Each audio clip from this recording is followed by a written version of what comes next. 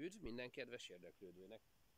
Úgy gondolom, hogy a korábbi videómban már bemutattam a korabeli első generációs Sterimob STA80-at, amely videót már nagyon sokan megnéztétek, és nagyon sok komment is érkezett rá. Most felkértek egy modernebb változatnak, ami annyiban tér el, legfőbb szempont szerint, hogy még az első generációban a dán Gerni szivattyú van, ebben a német gyártmányú Spec szivattyút szerelte bele a gyártó. Ez egy 99-es modell, itt eltér még a hőfok-szabályzó rendszer is, ugye a korabeliben egy számlapos óra volt, amin belül lehetett látni a hőmérsékletet, és akkor azon belül beállítani. Ugye itt most nem lehet tudni, hogy mennyi a valós hőmérséklet, hanem a min és a maximum között ugye a hideg, a 20 és a 110 Celsius fok között állítható ez a úgynevezett kettős termosztát, amely egyben tartalmazza a hőkorlátozót is.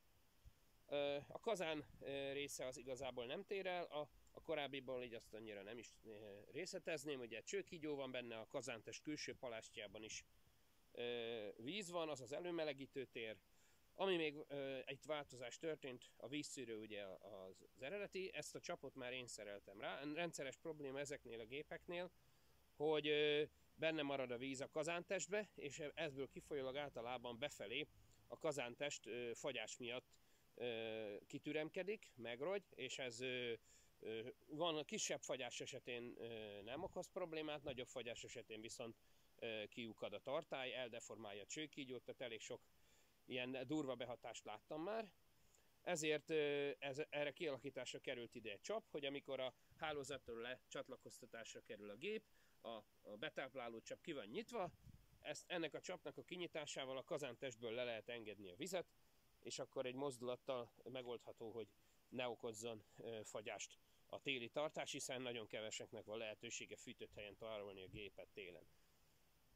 Az olajégője az már egy modernebb típus, ugyanúgy Ganz N10-es égő, csak mivel 99-es modell, akkor valószínűleg már az ipari műszergyár ikladi üzeme nem tudott kiszolgálni, ugye a korabeli égőn még IMI motor van, ezért ezen egy külföldi, szerintem olasz motor található. Mi van még? Vegyszeradagoló ugyanúgy van, mint az első generációnál, gyárilag tartalmazott nyomás csökkentő, amivel ugye a csapot kinyitva le lehetett engedni a nyomást, ebből már ezt valaki korábban kiszerelte, és viszont van itt is egy nyomásszabályzó rajta, ami biztonsági funkciót is ellát.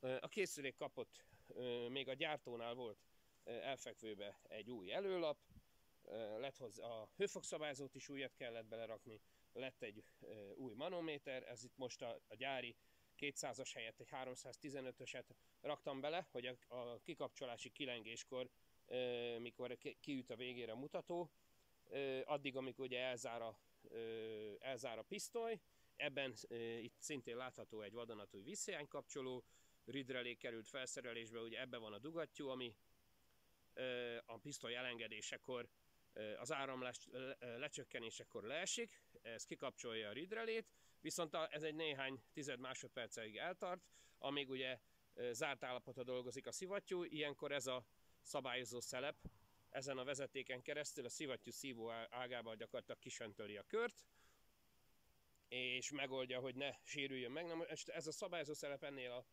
készüléknél, alul még kontrollnyák is vannak a csavarok, azok is el voltak állítva, és olyan szinten fel volt tekerve a nyomás, hogy újra kellett gyártani a hőmérsékletmérőnek a tokcsövét, immár acélból, mert a gyári rész tokcsövet összeroppantotta a nyomás, és a hőfokszabályzót sem lehetett belőle kiszedni. Tehát nem véletlen. Akinek van ilyen gépe és úgy gondolja, hogy milyen jó ezt tekergetni, mert olyan kínálja magát, hát csak okosan, az órát figyelve mindig.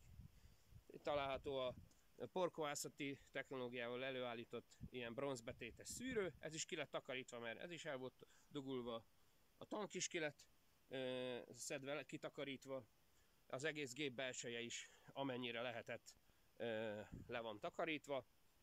A szivattyú az úgy érkezett, hogy gyakorlatilag minden Niagara úgy folyt belőle a víz, ezért egy gyári felújító készlet lett rendelve a SPEC gyártójától, illetve egy magyarországi képviseletén keresztül, és ezzel a lágy részek, a tömítések a dugattyú belül azok ki lettek cserélve.